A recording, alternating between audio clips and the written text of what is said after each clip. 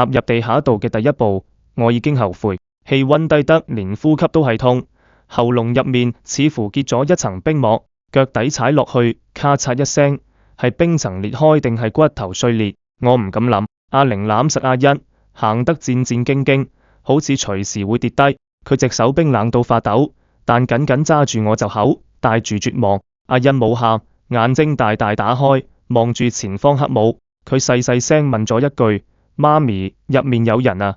我擰住，心跳加速，邊有人？阿玲嚇到馬上掩住佢嘴，唔好亂講。阿輝停低咗腳步，回頭，眼神好似都咁冷。小朋友講乜？我硬住頭皮頂返佢，你唔好嚇佢啦，佢仲細。阿輝冇講嘢，只係沉沉望咗幾秒，轉身再向前行。我越行越覺得唔對路，地下嘅空氣有股奇怪金屬味，好似血同鐵鏽混埋一齊，呼吸落去令人反胃。耳邊傳嚟一陣低沉嘅共鳴，好似心跳，咚咚咚，節奏穩定，慢慢逼近，好似地底有個龐然大物同我哋一齊呼吸。阿輝，我忍唔住壓低聲線，你真係知條路。佢腳步冇停，聲音卻壓得更低。我知，唔想死就唔好問。佢嘅冷靜令我心底更驚。我諗起便利店嗰幕啲人為咗搶糧互相殘殺，人性已經變得咁可怕。但地下如果仲有唔係人嘅嘢呢？我手心全濕，揸住阿玲時，佢低聲顫抖同我講：阿俊，我唔敢再行。阿欣忽然伸出手，指住黑暗深處，佢聲音冷冷嘅，完全唔似6歲小孩。嗰度有眼望住我哋，地下道越行越窄，天花板上掛滿冰柱，好似利刃一樣，稍為一碰就會崩落。呼吸聲同腳步聲被放大，壓得人透唔到氣。我哋行到一段牆壁凍到發白嘅走廊，燈光照過去，我瞳孔猛然收縮，成排人影被完整凍結喺冰裏，佢哋個個眼睛圓睜，面容扭曲，好似臨死之前仲拼命想掙扎出去，手掌緊緊撐住門口，卻永遠停留喺最後一步。阿玲一眼望到，整個人震晒，捂住嘴，尖叫聲硬生生壓斷，眼淚即刻流落嚟，結成透明冰珠。阿欣冇屈，只係冷冷盯住嗰啲冰絲，好似唔驚，反而好熟悉。佢細聲講：佢哋仲喺度講嘢。我頭皮炸開，差啲跌倒。講乜嘢？我聲音顫得唔似自己。阿欣眼神空洞。佢哋話凍，好凍。阿玲忍唔住，死死抱住佢女，戰聲喊：唔好講啦，唔好再講啦。佢哋母女嘅哭聲喺冰冷地下道入面顯得特別刺耳。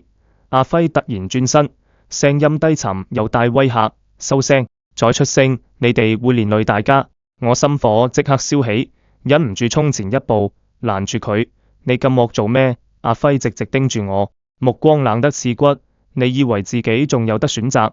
呢度每一秒都係命換命。我死死瞪住佢，腦袋裏只剩一個念頭：呢個人唔可信。但我無法反駁，因為佢話得啱。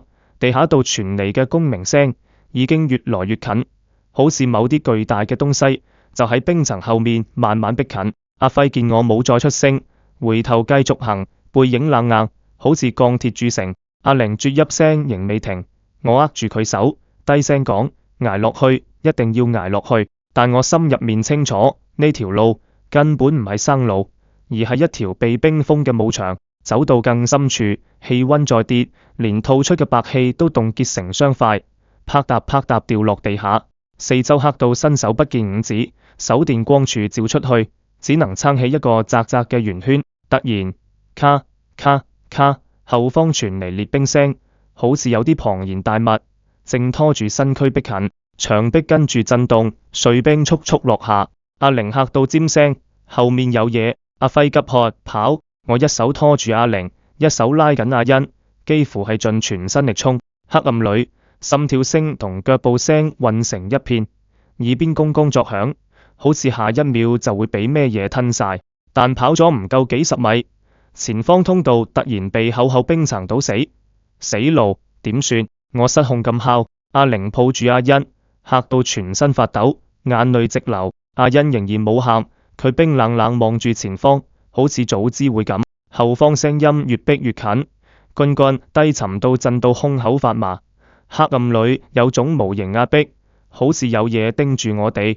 等緊出手，阿輝忽然拔出一支舊到生鏽嘅信號槍，雙眼一瞬間閃過狠光，低聲道：佢哋嚟緊。我瞳孔一縮，心火直衝上腦，忍唔住質問：點解你會有信號槍？呢啲係軍用裝備，你早就知會遇到呢啲嘢。阿輝望住我，神情冷硬，冇否認亦冇解釋，只係冷冷回咗句：知太多對你冇好處。佢一句話等於承認咗一半，我心口一沉，腦袋亂成一團。佢究竟係救我哋，定係帶我哋落嚟做有你？下一秒，砰！刺眼嘅紅光炸開，照亮咗整條冰道。我擰住，冰霧深處果然有嘢，一雙巨大嘅眼閃爍住冷冷藍光，死死鎖住我哋。光線照到嘅地方，影影綽綽浮現一條龐大身影，拖行喺冰霧裏，形態根本唔似人類。阿玲嚇到失聲尖叫，唔係人。阿欣卻望住嗰雙眼，神情怪異，好似陷入恍惚。佢竟細細聲講：我識佢。我腦袋咣一聲炸開，整個人差啲唔穩跌倒。識佢？一個6歲小朋友點會識到呢種地下怪物？紅光漸漸熄滅，黑暗再度吞噬，後方共鳴聲越來越近，震得我心口痛。我心裏只剩一個念頭：如果唔走，我哋全部都要死。